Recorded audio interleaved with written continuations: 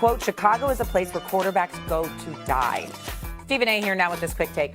Look, there was a lot more context to this whole situation, but nonetheless, do you think this is more an indictment on the Chicago Bears and the way the franchise has been run, or Caleb Williams really not wanting to go to a place maybe he didn't know anything about? It is absolutely an indictment against the Chicago Bears organization from the past. And now led by Kevin Warren, I have nothing but faith in them moving forward. I'm very, very confident that things are going to progress. I think they hired the right coach. And I think that right now, when you look at it, listen, Caleb Williams said this before he became a Chicago Bear. Correct. He didn't say this after. He's entitled to his feelings. His father's entitled to his feelings. I'm looking at this number right here in terms of the Chicago Bears, okay? When you think about the Chicago Bears, the Bears haven't had a first-team All-Pro at quarterback since 1950. Did you know that? Since 1950, over the last 60 years, only 2 Bears quarterbacks have made the Pro Bowl. Jim McMahon was on the team in 1985, and Mitchell Trubisky in 2018 as a replacement. Y'all have any idea how pathetic that is? I don't give a damn what Caleb Williams or his father said about not wanting to be a Chicago Bear. The Chicago Bears as an organization didn't deserve anybody having faith in them as a quarterback. Now, led by who they're being led by, okay, with Ryan Pohl, with Kevin Warren and the crew, with their new coach, Brad, I have all the confidence in the world that they're moving in a forward direction, and Caleb Williams is a hell of a quarterback. He was slaughtered last year, okay? When you protect them and you have a better offensive mind, coaching his team, Shane Waldron is gone now. That's not something he was confident. That's not somebody he was confident in and he was before he got there. He was right about that. There's nothing wrong with what Caleb Williams and his father had to say prior to being in that. They said this, but after arriving with the Bears, that's different. But prior to, you have a right to your damn feelings. They don't owe anybody an apology or an explanation or nothing. The Chicago Bears should be apologizing to the city of Chicago and to the National Football League for being so inept for so many years when it came to picking a damn quarterback. Okay, first of all, his dad is trying to protect his son, so that I totally understand where he is coming from. But the Bears are literally the definition of insanity. They've done the same thing over and over. They draft a quarterback from a previous coordinator that becomes a head coach, then they fire the coach, and then they draft another quarterback. It happened with Mitch Trubisky and John Fox. It happened with Coach Nagy and Justin Fields. We saw it happen then, obviously, with Eberflus and Caleb Williams, and it just keeps recycling over and over. Of course, this isn't the narrative in Chicago until it's proven otherwise. It's absolutely ridiculous it's had to get to this. But maybe this is a wake-up call for the Chicago Bears. You can't act like this anymore. First of all, they already woke up. They woke up by drafting him anyway. They haven't done anything on the field yet. But what I'm saying, well, listen, do you have a problem with the coach they hired? I don't, but I'd like to see it come to fruition. Do you have a problem with the coach they let go? Eberflus needed to go, right? Yes. Waldron needed to go, right? Yes. And now you got a new coach who, by the way, was considered a brilliant offensive mind. You got a quarterback that was sacked 68 times, 16 more than any other quarterback in the National Football League last year. Caleb Williams was slaughtered. So I'm looking at it and I'm saying they on their way up.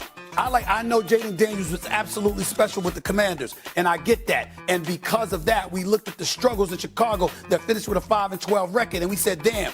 But there was a time in the season where Caleb Williams was showing us some things. Yes. He's got an NFL body. He can take some punishment, clearly. He's got a lot of heart. He can make every requisite throw. He can run with the football when necessary. I love the potential of this kid. Preventing the entire NFL draft, they spoke to lawyers to find a way around the league's CBA and considered signing in the UFL. Chicago is the place where quarterbacks go to die. Carl Williams, who's his dad, said ahead of the draft, according to the book. In addition, none of the Bears coaches last season told Caleb Williams to watch film or give him zero help. No one tells me what to watch. I just turn it on.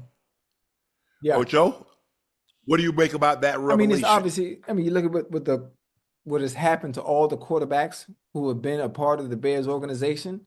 And you could understand why Caleb Williams and his father felt that way. For a reason, Look how they treated everybody that's come through that organization that has played the position. And the quarterbacks that did have success, they had success simply because the defenses in Chicago at the time were amazing. Really good. So all you had to do was just facilitate and don't turn the ball over, and defense would take care of everything else. I think Caleb Williams is in a great situation now, especially with the supporting cast they have around him. The addition of Ben Johnson and the rest of the coaches on that staff, I think this is going to be the Bears' best year yet, and they're going to surprise a lot of people.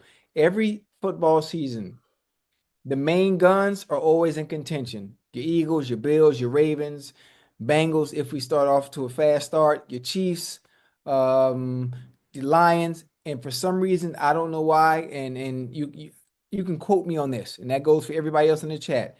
The Bears will be in contention in one of those teams vying for a playoff spot and challenging for Lombardi, simply because of not just the quarterback play, but with a great understanding of what Ben Johnson and his offensive creativity can do for a skill set, for the skill set that Caleb Williams has.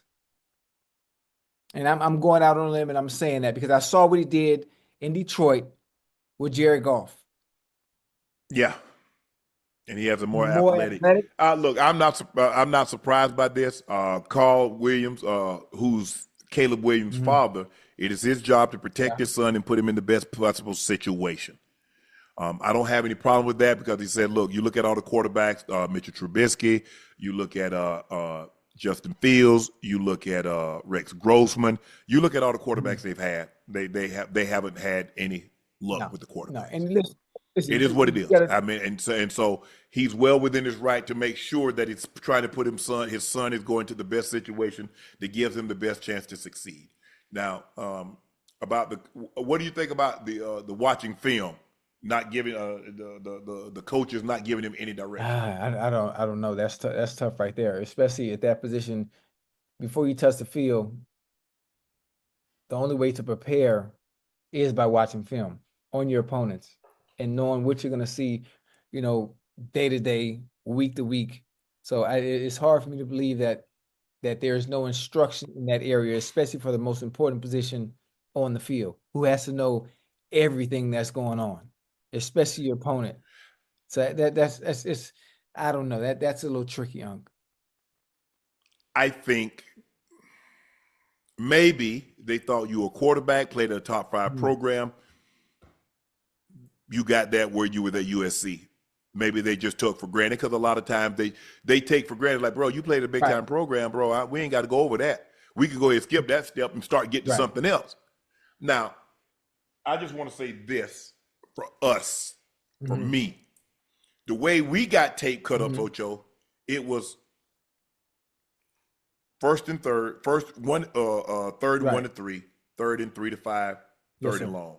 But we had cut ups. Cover 1, cover 2, cover 3, cover 4, 2-man, cover 6, whatever the case may be. So it was broken down. So we watching it. And so we see this is what they do in cover 3. This is the front they give us. This is the coverage they play behind said front.